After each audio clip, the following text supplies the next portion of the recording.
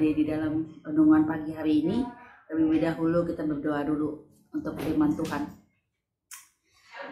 Tuhan Yesus, terima kasih Tuhan untuk pagi hari ini Bapa. Kami bersyukur Tuhan, kami boleh bangun dengan tubuh yang sehat. Semoga Tuhan yang senantiasa memberikan kekuatan buat kami ya Bapa. Terima kasih Tuhan Yesus, Engkau berkati renungan firman-Mu pada pagi hari ini ya Bapa. Buka hati pikiran kami Tuhan, untuk boleh semakin mengerti apa yang menjadi rencana-Mu. Terima kasih Tuhan. Terpujilah nama-Mu, kami siap menerima kebenaran firman-Mu hanya di dalam nama Tuhan Yesus. Kami sudah berdoa dan mengucap syukur. Haleluya, amin. Shalom saudara-saudara, selamat bertemu kembali. Katakan di sini saya membawa renungan, katakan Tuhan itu baik. Ya, mungkin katanya simpel, dikatakan Tuhan itu baik ya. Ada di dalam satu ayat di dalam Mazmur 100 ayat 5. Katakan, sebab Tuhan itu baik, kasih setianya untuk selama-lamanya, dan kesetiaannya tetap turun-temurun. Hanya satu ayat ya saudara ya, tetapi ini mencakup banyak hal. Dikatakan simpel tetapi luar biasa kalau kita menyelami perkataan Tuhan itu baik. Jadi sebab Tuhan itu baik, kasih setianya untuk selama-lamanya, dan kesetiaannya tetap turun-temurun. Jadi saya beri tema itu Tuhan itu baik ya. Jadi orang yang tahu Tuhan itu baik dan yang mengalami itu pasti beda. Ya, jadi cuma hanya sekedar tahu, oh iya dengar-dengar Tuhan Yesus itu baik, Tuhan Yesus itu baik begini begitu. Tetapi berbeda dengan orang yang mengalami satu pengalaman pribadi bersama Tuhan. Sehingga pada akhirnya, pada ujungnya dia akan mengatakan, oh Tuhan itu sangat baik, oh Tuhan itu luar biasa baik. Itu pasti berbeda saudara ya. Orang yang kata orang tidak mengalami dan orang yang mengalami sendiri kebaikan Tuhan di dalam hidupnya. Saya banyak mengalami sendiri, bukan kata orang, tetapi mengalami bahwa Tuhan itu sungguh baik dalam hidup saya. Tuhan itu sangat-sangat baik dalam hidup kita. Ya, jadi itu pasti beda. Jadi kita harus benar-benar mempunyai pengalaman dan mengalami kebaikan Tuhan dalam hidup kita. Bagaimana caranya? Caranya saudara, kita selalu taat, kita selalu setia kepada Tuhan, dan kita selalu mau melakukan yang baik buat Tuhan. Kita mau selalu melakukan hal-hal yang baik bagi orang lain, hal-hal yang Tuhan perintahkan kita lakukan. Apa yang Tuhan mau dalam hidup kita, kita lakukan. Di saat itulah kita boleh melihat hari-hari baik bersama Tuhan. Di saat itulah kita boleh melihat kebaikan Tuhan yang luar biasa dalam hidup kita. Pemeliharaannya, penyertaannya, itu selalu baik dan selalu baru dalam hidup kita. Di sini ada definisi ya. Definisi bahwa sifat kebaikan Tuhan itu, apa sih definisi Tuhan itu baik? Di sini ada, saya lihat ada rangkuman, ada 4 ya. Kita boleh melihat definisi Tuhan itu baik. Tuhan itu baik. Yang pertama kita lihat, Tuhan itu baik. Tuhan itu baik, kasih setianya itu ya untuk selama-lamanya. Bukan untuk satu periode saja, atau bukan untuk dalam satu kurun waktu. Bukan untuk satu periode dan satu kurun waktu, misalnya berapa tahun atau beberapa masa saja. Tetapi dikatakan turun-temurun. Dikatakan kasih setianya di dalam tadi ya. Sebab Tuhan itu baik, kasih setianya untuk selama-lamanya.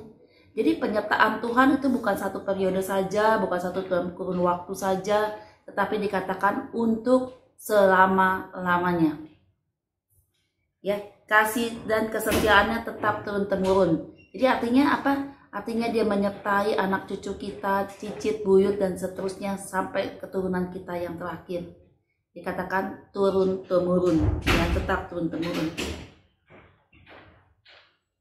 Ya, jadi yang pertama adalah kasih setia Tuhan tuh bukan untuk satu musim saja, tetapi dalam setiap musim kehidupan kita.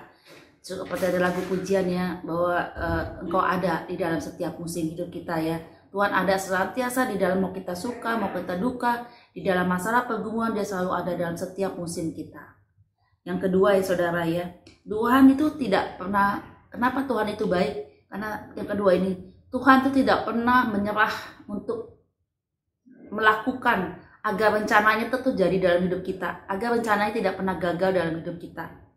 Meskipun kadang-kadang manusia yang diarahkan atau manusia yang mencari Tuhan itu kadang-kadang di tengah perjalanannya dia selalu kadang-kadang menyimpang ke kanan dan ke kiri. Tetapi Tuhan tidak pernah putus asa untuk membuat orang itu kembali kepada rencananya semula.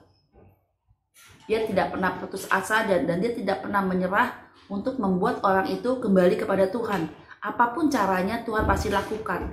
Sehingga apa yang menjadi rencananya semula di dalam hidup kita itu pasti tergenapi, pasti digenapi Tuhan.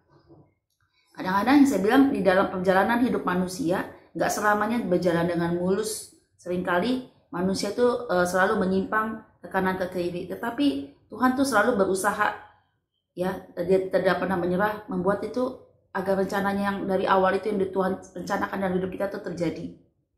Ya, seperti dia tidak mau, ya, dia tidak mau menyerah di dalam kehidupan kita. Dia selalu membuat selalu baik dalam hidup kita, dan dia juga tidak pernah melakukan sesuatu yang tidak baik. Dia akan selalu melakukan sesuatu terus sampai napas hidup kita terakhir. Sampai kapan? Sampai napas hidup kita terakhir. Ya, dia akan terus berusaha membuat kita kembali kepada Tuhan. Ya, jadi kadang-kadang itu Tuhan sangat-sangat luar biasa baik, amat baik, ya saudara, ya. Di sini ada juga di dalam Mazmur. Kita baca di dalam Mazmur 25 ayat 8. Mazmur 25 ayat 8.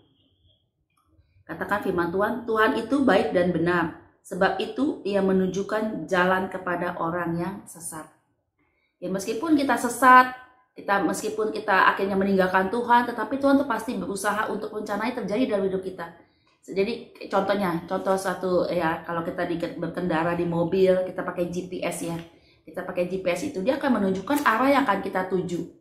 Ya, arah yang akan kita tuju. Dia akan menunjukkan jalan, misalnya kita mau ke tempat sesuatu wisata, dia pasti akan menunjukkan tempat sampai kita di tempat tujuan. Meskipun kadang-kadang kita nyasar, kita tidak ketemu jalan, ada jalan buntu atau jalan apa, kita kita putar balik atau apa, dia pasti, tapi GPS itu bekerja selalu, dia membalikan atau mengembalikan arah kita untuk kembali kepada tujuan yang kita akan tuju. Ya, jadi meskipun kita dibawa putar-putar, dibawa apa, tapi dia GPS itu akan mengembalikan kita tuh akan menuntun jalan kita. Meskipun kita udah nyasar nih, kita balik lagi, kita pasang GPS itu lagi, dia akan membalikan arah hidup kita, perjalanan kita itu, meskipun muter-muter tetapi ujungnya pasti sampai. Itu juga Tuhan, ya. Biarlah kita jadikan Tuhan tuh GPS hidup kita. Kenapa? Karena meskipun kita sesat, meskipun apa, Tuhan tuh selalu berusaha untuk mengembalikan pada jalan yang semula, jalan yang Dia inginkan dalam hidup kita, tujuan yang akan Dia inginkan di dalam hidup kita.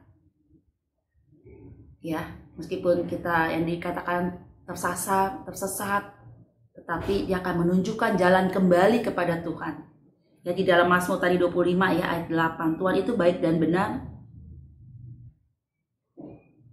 sebab itu Dia menunjukkan jalan kepada orang yang sesat, ya.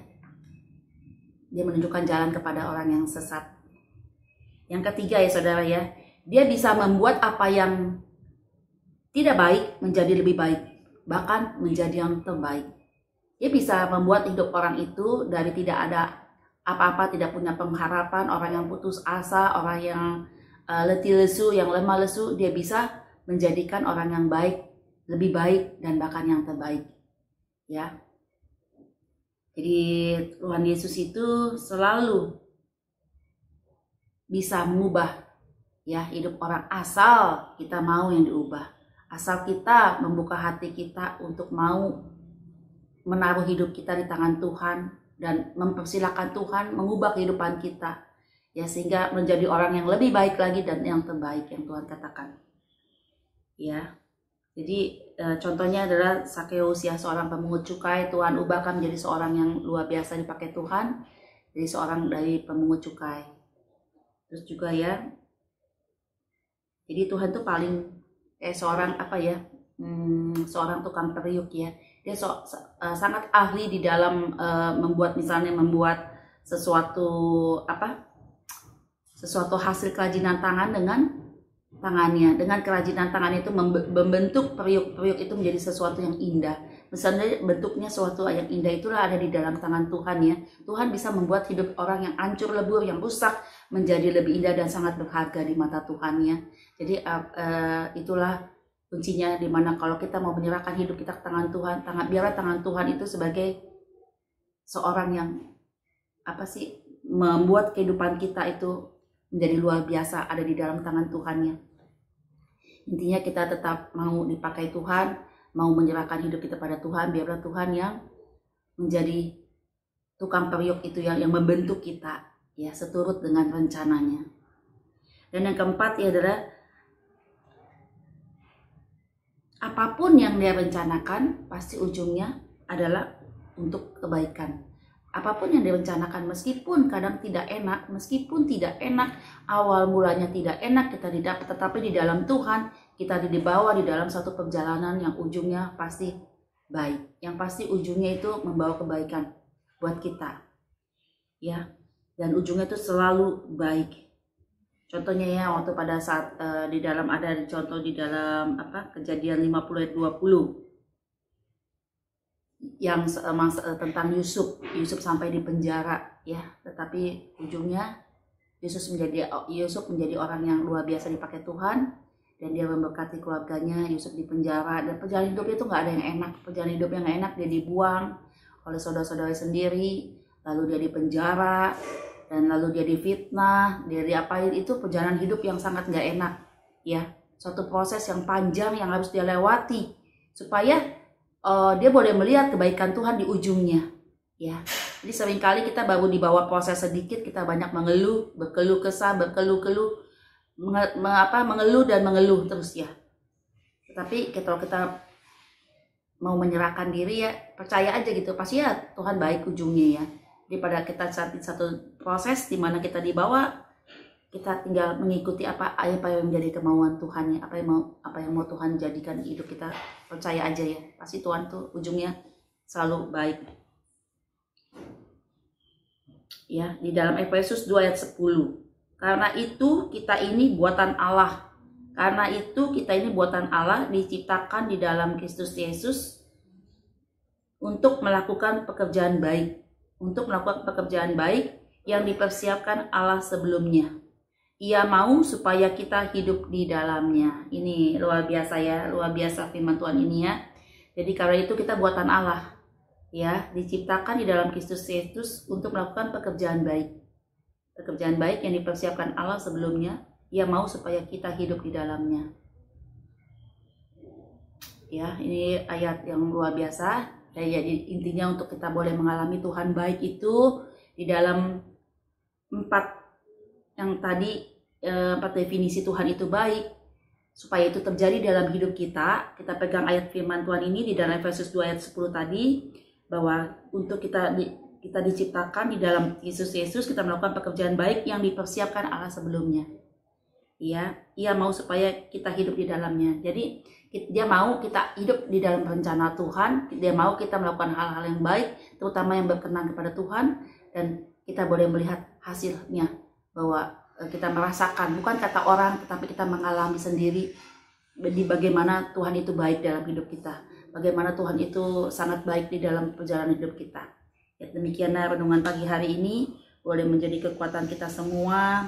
Kita menyadari kita harus mempunyai pengalaman pribadi bersama Tuhan, sehingga kita sungguh-sungguh merasakan kasih Tuhan yang luar biasa. Amin. Kita berdoa untuk pagi hari ini ya. Tuhan, terima kasih Tuhan untuk pagi hari ini. Kami sudah mendengar firman-Mu yang menguatkan kepada kami, mengatakan bahwa Tuhan itu baik. Ya, sungguh Tuhan itu sangat baik dalam hidup kami.